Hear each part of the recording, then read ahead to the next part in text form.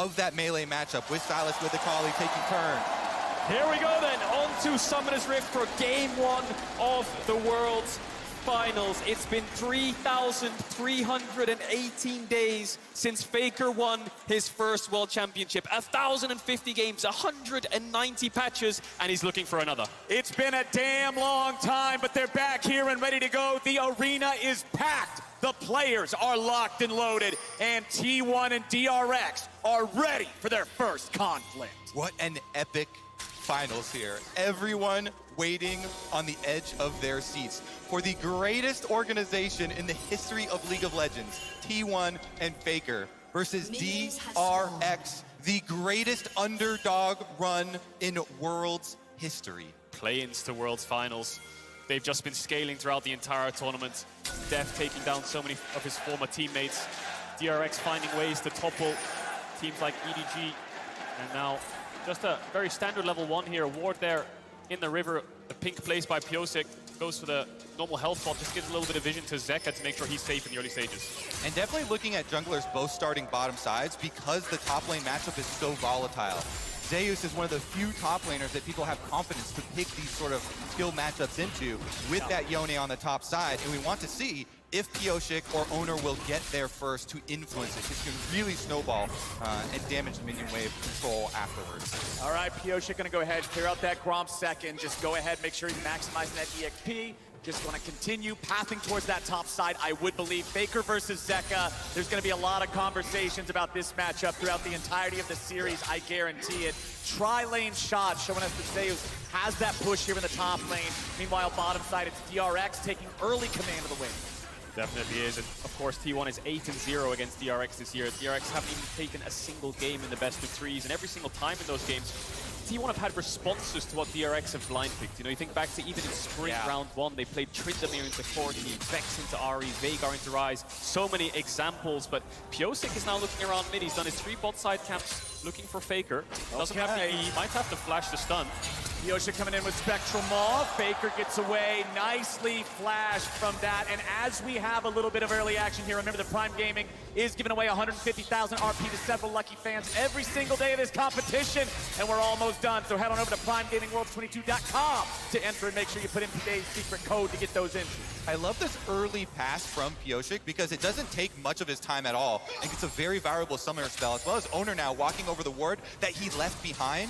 Really good manipulation of information here. Red buff is going to be pulled off since they saw him on the ward. Yeah, Piosik knows that Owner's on the way. Might have to reset the red buff here and call his solo lane. They don't really have any push, so Owner's just going to go over to the Krugs instead. Piosik very aware of that happening, so he's going to try to push him back as well. Doesn't want to give up any of these camps. Owner wants to keep the pressure. Zeus is first to the move. I won. Nicely done. Owner's faster on the smite. Piosik's gonna have to walk away now. Zeus commanding control over the wave, crashing it into the turret. Means he can back up his jungler so Owner can stick around and secure more of the smaller Krugs. And actually, it was Piosik who used the smite, and Owner got it with a little bit of damage there. So Owner now has smite advantage for a little bit over Piosik, and he's got a ward on the red buff. He could just steal it. Yeah, that ward is perfect. Piosik has to delay for a smite. He's scared of Owner, and he will spot him out on the way. He's going to try to reset it again. You have to imagine no push in mid lane for Zeka. Pulls it in the bush. And actually looks like he'll be able to finish it out of vision. Nicely done. Right back in on the other side of the red to prevent any further patience loss. He doesn't even have to smite it anymore. They see Owner on top of the ward. They know he's no longer contesting this, but he is still looking into the enemy jungle. Piosik just going to back out. There's nothing left to fight for. And this is the trade-off of the mid gank. You got a flash, you lost Krugs. Not the end of the world, did pick up a couple of them and managed to get his red. Now he's going to move down towards his bot crab. Second respawn's coming in. Still pressure a lot here for Faker in mid. Zeka has the TP if he needs it. Piosik has flash to gap close onto Faker. Faker might have to be careful in these next couple of minutes. Not a lot of mana to work with here on Zeka with the Silas. He's playing nice and safe. We'll see if Piosik can find an angle here. Faker's still pretty far forward. Flash! Spectral Maw! And first blood over to Zeka. Zeka, the star here, funneled again. Piosik, multiple ganks, returns before the flash gets back up. As you said, instantly flashes in there for the stun. They get their kill, and they get the money exactly where they want it. This Silas skills so well and can have some kill pressure. This is going to be a huge problem for T1 in the mid game. Zeus forced to flash away. These solo lanes going in favor of DRX. It's Kingen and Piosik off to a great start. These two players were last place in the LCK last year in summer, and now they're in a Worlds Finals. and they're already off to a great start. And I love their story with Kingen and Zeka as we have a trade on bottom side. Boys, we might not have the time for any stories because Dev is about to drop in bottom lane, but he heals through it. Carrier and Owner still chasing after. Owner wants to land this. There's a little bit more damage coming out from Carrier. Flash into the Tempest to make it happen. As Zeka goes in with a stolen ulti, he'll shuffle Faker right on back. But Owner's on the way, so Zeka can't do any more. Beautiful play there from Owner and Carrier chasing down on bottom side, and because they get Death down, they get supremacy over the river. Knowing that Zeka cannot chase Faker any further into it, what an explosive start. Beryl just going to help Zeka get a little bit of vision around mid there. Did get the first base off as Carrier was looking for depth. A lot of summoners blown across the board. Zeka ideally wants to crash this wave in. Doesn't have the flash, and Faker has the shuffle. Needs to respect it and back away. A lot of early action.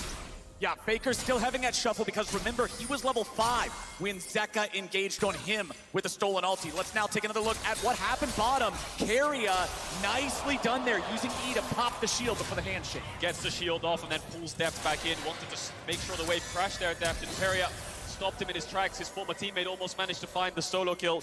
And Owner right behind Carrier, make sure he's there to back him up. E-Flash comes in. Double flash expended for that kill. Carrier is so good, so incredibly good. This support prodigy from rank 1 actually started with Death on DRX as well, getting the kill there, but now it's Dragon started up for Pyosik and DRX, and they should be able to finish it. No Lee Sin around means no attempt at a smite steal. Oh! Who needs smite when you got an arrow? Gumayusi gets bullseye for Gumayusi, picks up the dragon. Pyosik doesn't even use the smite. All this bot pressure for DRX, and then Pyosik coming down, having the mid push and starting up that Drake backfires. And this just reminds you of how T1 got here to finals. It was bottom difference. Oh. My goodness. Carrier takes down Deft, then immediately afterwards, Guma's able to snipe away the objective as well. This T1 bottom lane is the T1 bottom lane that was promised originally. Best in the world. Right, these guys stumbled at MSI after an incredible run in spring. In summer, it's been about recovery. And when I look back at their semifinal they played this past weekend against JDG, it was the bot diff that really stood out. It really was, and Owner is hovering around there now, making sure they have some kind of vision to push out. Deft with no flashes, an easy setup with a level 6 Lee Sin. Owner's just trying to juggle this mid and bot push to make sure they can control this bot side river. But with Herald up, Kingen's gonna start that one top push in favor of DRX. Zeus no flash. Zeka is ready to move across. Beryl is on his way up. Will be first to the top side river. How does T1 dissect this fight? They're looking for Kingen. Owner throws out the cube, but he's not going to find it. Zeka jumps in. Owner's ready to retreat back to his own teammate. Zeus contesting 1v2. Owner and Faker ready to join in, but Beryl's made his way into the fight. Owner jumps in. It's secured by DRX. Now the fight breaks out. Pyosik coming right back in. T1 with a lot of moves. Zeka tries to get the kill, but he won't be able to secure it. Zeus charges forward, but not finding another kill just yet. It is T1. They lose the objective, they get the kill, and they stop the eye from being picked up. Yep, their smite was a little bit early. 95 health left on that Rift Herald. So DRX, they get the 300 gold for getting the Rift Herald, but Faker sweeps in, the Azir sweep back, allows them to pick up the kill, and Owner surviving there on the backside also means they get priority on the map. So they're able to deny that eyeball you're talking about, as well as Faker getting an extra turret plate. So let's look at that again. Goes in, Owner with the Q2 smite, 95 HP, and then Pyosik picks it up. It's Zeus who gets the knock up onto Pyosik. Boom. The shuffle into the Zeus ult actually catches 3 of them. Beryl's not level 6, so he can't put down the big turret. Zeus confident enough to chase through, and like you said, kill to T1. Pushing lanes for T1 with plates means it's in their favor this play. I love the fact that we got a fight that big early on in game 1. It bodes very well for the series. T1 up about 700 gold now, just shy of 10 minutes into the game. They've got a 1-kill lead. They've got that stolen Drake, but we're probably not going to see any more big fights for another 2 minutes until the next Drake spawns. Total gold on the left side of your screen. It's Zeka and Gumayusi pulling out in front. And Carrier, man, in the last fight as well, sniping him again with another handshake to push them together to set up that kill. Getting a last hit for himself as well. Will be a fairly rich Renata, but river control goes over to DRX and they secure the crab. It's all about bot push really for DRX. Kingan's winning in isolation, and Zeka needs some kind of vision to threaten Faker to make sure that he can't push into his tower, keep him under his tower. Zeka has that looming threat. If the second he lands a chain, he can push him back into Pyosik. It's all about mid-bot side here for both these teams. And you saw the way Zeka just used the spells, throwing out the E2, following it immediately with the R. If that E2 connects, boom, you just shuffle him right back into the lane. As we pan back topside, and Zeus is still in control. Owner coming up through the crushes now. Yeah, with all the focus on the other side with these little skirmishes, Zeus has been able to get himself that CS lead with his Yone counter pick, and Owner does have Flash and Lee Sin kick available. They're going to look for the knockup. I wonder if they can execute this dive. Zeka has TP, so the longer this play goes on, the more it'll backfire. I think they're hoping that Kingan takes a trade into Zeus and looks for a kill. Kingan showing a lot of respect, so no play to be made there, Owner. T1 could have broken the entire game open by getting that kill, heralding the top tower. Zeus will be unlocked on the map, but Zeka's going to TP back mid, start contesting these waves. And you can see the timing for Owner. He does not want to waste any further seconds on top side because Dragon is respawning. So they set themselves up for that possible counterplay up on top side or a dive if there's a play ready, but they don't want to overinvest and waste time with an objective coming right up. So get back down to bottom. 30 seconds on that Dragon respawn, but it's Pyosik who's gone up towards his Krugs, and Carrier has retaken the bot side vision, allowing Faker to push in this mid wave and then move towards the bot side to feel safe. They should be able to secure that Dragon pretty handily. Alrighty, we've still got the stolen Azir ultimate on Zeka as well. There's a ton of playmaking potential here on either side. Back to what you guys were talking about in the draft. The lack of front line is going to be very heavily felt once we get into more of these big team fights. And it's T1 with control over the river as the Drake spawn. Another big thing with T1 getting control of that river like you're talking about is the Renata ults that can come from Carrier. He can cut off these entrances with the wide crowd control that is afforded to him. Let's see about it though. DRX, they bully them off. Wow. DRX showing up, forcing T1 back a little bit. Zeka's here on the flank. The second Drake stolen. Owner gets it and he gets away. Zeka and the rest of DRX, they won't have a whole lot more to do, but that is 2 Drakes to nothing now for T1. Ocean Soul for T1 as well if they look forward to the next couple of Dragons. DRX very late to this play. They managed to find an avenue in. It did turn into a little bit of a 50-50, but T1 had really good positioning and setup in terms of vision before they had arrived. Still a little bit of pressure on this bot side as Zeka is the one catching bot wave, and Deft has moved towards mid. Yeah, Pyosik coming down the river too. I love both these junglers, the confidence. Even after the 95 health left on Rift Herald, Owner says, don't worry, I got this one. Pyosik with the gank onto Carrier gets at least his flash. Doesn't follow through the ult, a little bit scared of Owner. And if you watch DRX versus T1 the majority of this year, it's just been a slow bleed out for DRX. T1 had better macro in the regular season, they had more pushing lanes, they had more options to play for, and it was just a slow and steady loss every single time for DRX, barring the last time that they faced each other in round 2 of Summer, where DRX actually had a pretty good gold lead and a massive kill lead, but it was T1's macro that brought them back into this, and it's DRX's macro that has improved so much in this international tournament. And talking about macro, that's the other thing that really stood out for me about T1 in their semi-final last weekend.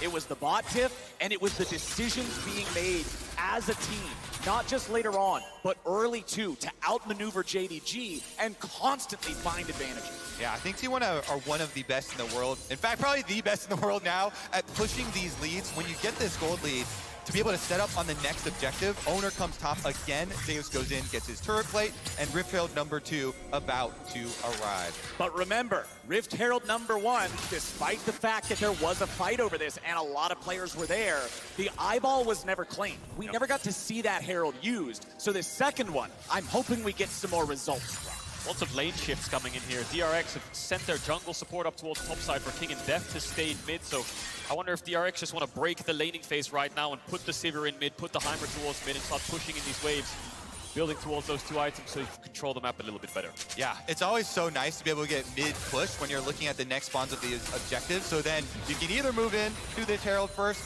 or once Dragon comes up, of course, you can do the exact same thing from the other side, and T1, get it first. Spawn's coming through. T1's going to start it up, and Zeka's moving his way towards mid. He doesn't have the TP, and Faker does. That allows him to stay in the lane. DRX know this has been started. The question is, are they going to contest it? This is very similar to the Dragon, where they're just arriving a little bit too late. Yeah, T1, like clockwork, going to these neutral objectives, continually posing this question to DRX, and they get this one without a fight. The gold lead continues to build. 1,500 now, 15 minutes into the game for the second seed from the LCK. as Faker gets away from the Everfrost there of Zeka, the extra playmaking potential. Somewhat counter by the fact that Faker does have Crown of the Shattered Dream, going to make it harder to kill him when they go in. And especially considering the squishy nature of both compositions, I like this purchase from Faker. Definitely agree, and T1 showing why a lot of people had them favorites in this matchup here. The lane phase, very oppressive from them, and being able to consistently push the tempo. Oner still hovering around this top side. Doesn't look like they're giving much resources to Faker. He has TP and they want to look for a play through top. Kingen seems to be the target for them. Oner is actually going to base and move towards mid, you have to expect. So very stock standard swap of lane phases here, just moving around pieces on the map to try to control vision around mid. No neutral objectives just yet. Well, the big thing I'm looking at is we have solo laners hitting their level 11, second level ultimate power spikes here. That means that the dives, the burst potential is really starting to get high. So I'm expecting to see more of these plays. I'm expecting to see more of these roams. I'm expecting to start seeing some dives and a little bit of testing the water to see if they can just skill check their opponents. And T1 are the ones who can pull the trigger first. They have that Herald. They probably want to put it towards mid or top. I mean, every single tower is incredibly low. They're having push in all of these 3 lanes, which just allows them to control this map so well. DRX grouping up now, trying to find an avenue to get a little bit of vision. Maybe they can look for a pick. Keria still not having that flash up. There's a ward around him, but Oner's ready to cover. Yeah, I think their biggest advantage they could set up for themselves here, DRX, is trying to establish that vision control over the dragon before it spawns, because T1, since they got that Rift Herald number 2 so late, they can sync up the activation of the second Rift Herald here with the spawn of this dragon. You know, make a hard push first to gain priority on mid, then slip down to the objective. Heimerdinger does so well, though, this pick that has been so fun throughout Worlds, when your opponents have to come face check you into brush, and that's what Beryl is trying to accomplish. Yeah, you see the turrets being placed, wards being put down. My eyes are on Zeka for this next fight. It would be a third dragon for T1. Of course, Ocean Soul points. DRX first ones in the river. Zeka has a great position to look for. Zeus walking down. Remember, Zeka has no stolen ultimate right now, so that's a big deal. What's he going to steal? When is he going to steal it? Making the right choice goes a long way. First Herald of the game summoned up here in mid lane. This will be the first turret killed by either side, and it's mid lane tier 1 dropping. T1 claiming it.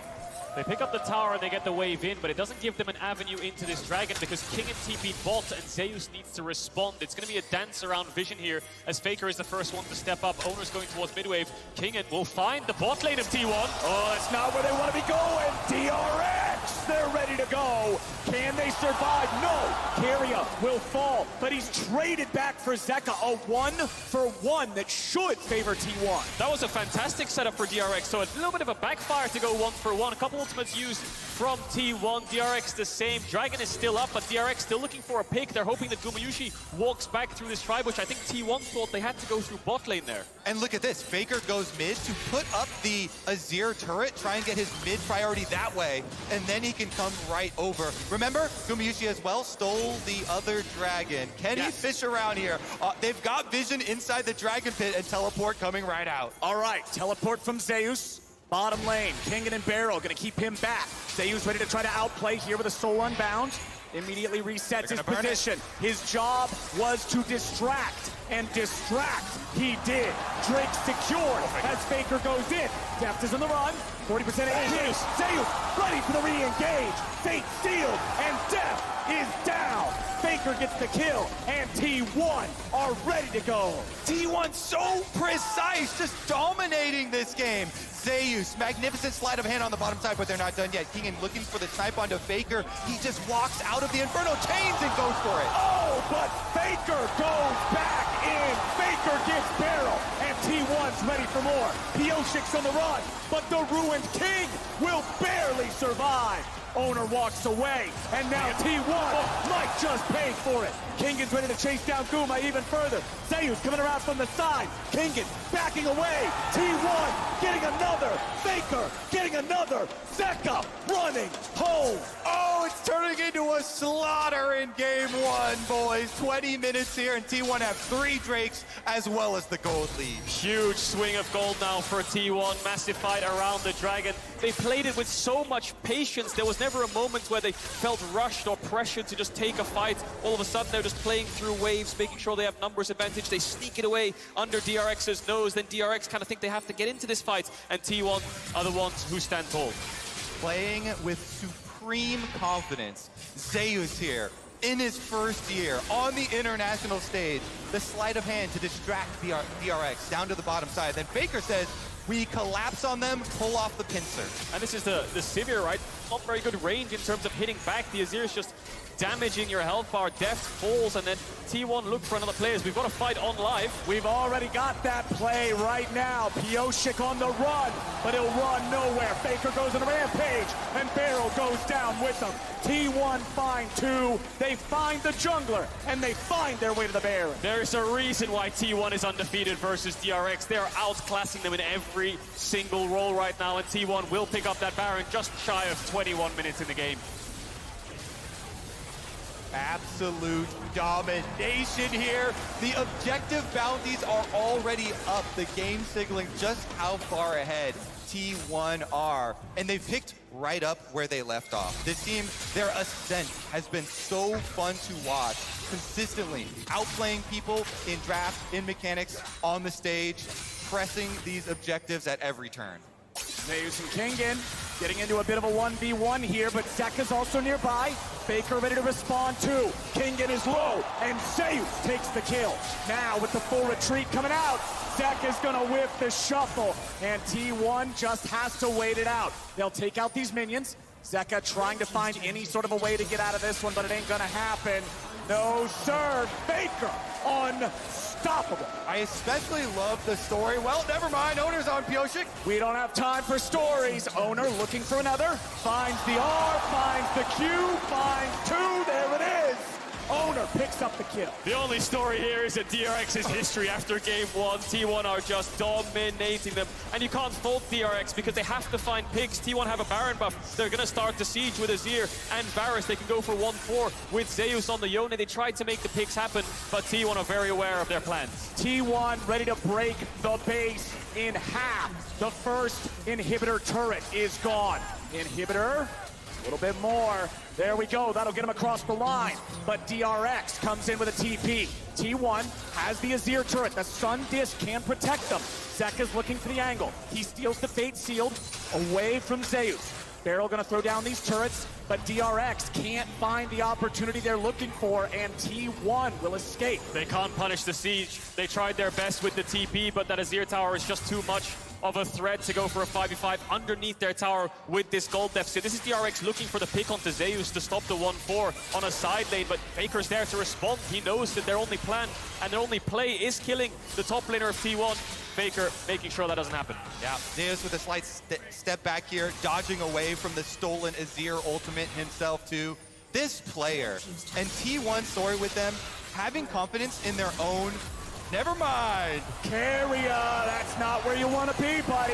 Death goes on a killing spree. Okay. There's a second, a shutdown. DRX get 2 for nothing. 20 seconds on the Dragon spawn as well. That will be the soul of T1, but look at Faker. He's just barreling down mid lane, looking for another inhibitor. Looks like 2 will fall because all of DRX are staying. Bases are coming in, but Zeka doesn't have the TP. It's Owner and Gumayushi who will play patiently, and Faker with the TP coming back up soon means that T1 might be able to match the numbers around this Dragon fight. Faker in mid lane, taking out the inhib. DRX immediately jumping onto the Drake. They want to stop this soul by any means possible. Owner's coming in. Sonic wave over the wall. Owner's still waiting for it. Not going to happen. Objective bounty over the DRX, but now they got to be ready to run. They've got to exfiltrate, and T1 will not pursue. Even though it really hurts to give up your mid inhibitor to Faker there, you have to stop this soul here for DRX. You also get the objective bounty shutdown, trying to make some of this gold deficit up. They need a couple more item spikes. You can see King has just picked up the Death's Dance, but it's Infinity Edge on Death, the 3-item Sivir that DRX need to look towards. Level 14 right now, actually ahead of Gumayushi in terms of levels, so the Sivir will keep the wave clear going on that top and mid inhibitor. T1 needs to stop pressuring the map a little bit harder, put their foot on the gas and look for this bot tier 2. Yep, from T1's perspective, there is one lane to go to with supers going in both mid and top lane. Just group up on bottom side, pressure it in, continue to take objectives. Don't let DRX farm comfortably. DRX gonna hold this, but Owner actually fails the kick flash there. Zeka just dashes backwards the second the jungler of T1 hops over the wall. And that's very important. DRX cannot afford to just lose a man for nothing here. A TP onto the Heimer turret. Renata ulti finds him, but he runs backwards to berserkedly attack his own team. He still gets away, but that's the final tier 2 turret falling on the side of DRX. T1 maintains a 7,500 gold lead with less than 2 minutes until Baron respawns. And I think sieging that bot tier 3 for the final inhibitor is going to be a bit tough for T1 at the moment. 1 minute 30 seconds, like you said, Flowers, on that Baron. That's going to be the next threat for T1. A little bit of topside vision, keep that mid push, have Zeus on a side lane perhaps depending on his TP timer, and then look to force that Baron, force DRX to walk into you. And if we're looking at the hope for the comeback for DRX, the underdog story of the entire tournament, you see it right there. Deft has completed the Infinity Edge. This is their hope, the Sivir. Late game farming, trying to annihilate these minion waves. See if they can pull out a team fight. Meanwhile, big objective is to keep vision control over your red quadrant of your jungle so that you don't get into very dangerous Baron scenarios. It comes up in only 57 seconds. I'm trying to deny that red buff there, but DRX smartly pull it back. You're absolutely right there, Kobe. It's the Sivir of Death that needs to find the damage in the fights. He's a little bit outranged by Faker Azir, who has 3 items complete, building towards that Rabadon. Zeus also picked up his 3-item spike. DRX need to find some kind of vision around this Baron and juggle the waves while they do so. T1 in control of this game from the very start. 30 seconds until the Baron spawns. Kingen gonna clear out some of the vision here. DRX must be very careful. A single misstep will give away this Baron and any hope left in this game. Mount T1 right there. Can DRX scale that mountain? It's going to be a difficult next 5 minutes for them. Baron coming up in only 10 seconds, and you see how ferociously they're fighting over the vision just to have a safe place to check from. They have 1 blue orb left on Deft. That'll be an emergency usage in case they lose all vision. And right now they can't see it. T1 are starting it up with their AD carry on top. Owner can jump over the wall very quickly. Where's the blue orb from Deft? He still has it, I think, up. He is going to pop it over the wall. There's no time. There's no time. T1 already gets the bear.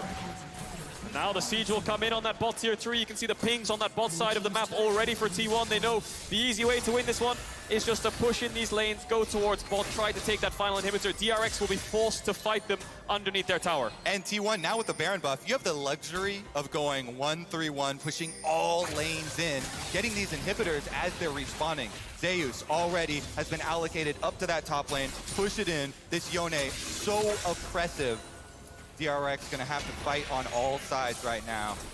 DRX is caught in such a difficult position here in this game. They have to weather a storm that is barreling towards this bottom side, barreling towards their last remaining inhibitor turret. Sometimes the best hope when you're in a position like this, assaulted on all sides, just Sivir ult and go attack one of them as quickly as you can, because the more time you give T1, the more damage they do. Well, it's T1 on the offensive. 3 men bottom, 1 man in each other lane. Zeus leading the charge towards that exposed inhibitor in top. Faker maintaining pressure in mid.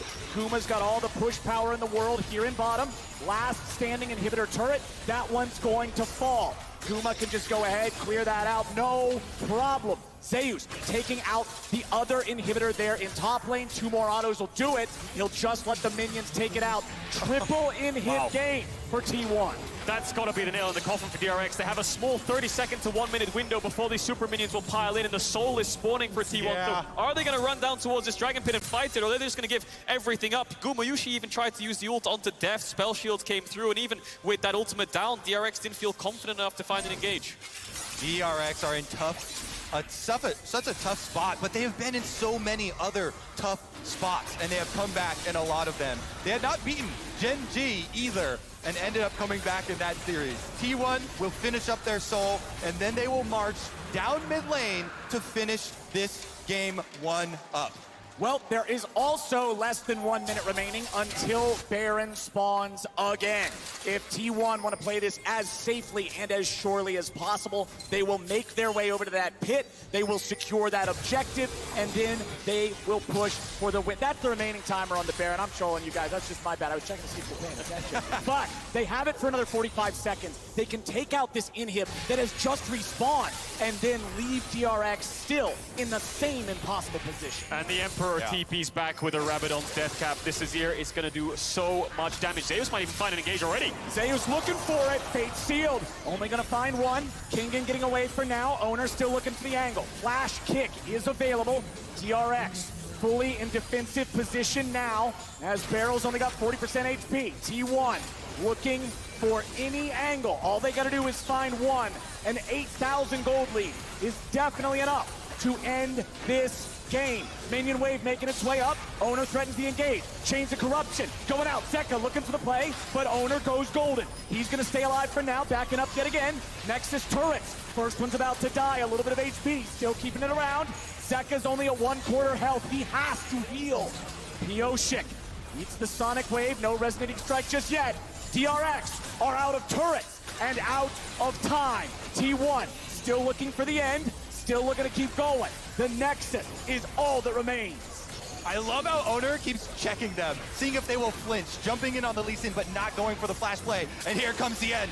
Zeus looks for Q3. Zeka goes in with a stolen Azir ulti, but it ain't gonna do a whole lot. They still got a little bit of damage, but it is not enough. Barrel's gonna die, Depth is gonna die. T1 will find the fight and find the win in game one. Clean, calm, and collected. The well-oiled machine of T1 strikes again. Very similar game to the DRX Gen G series in that game one, where it was just clean from the get-go. Out skirmishing, out setting up in terms of objectives and vision.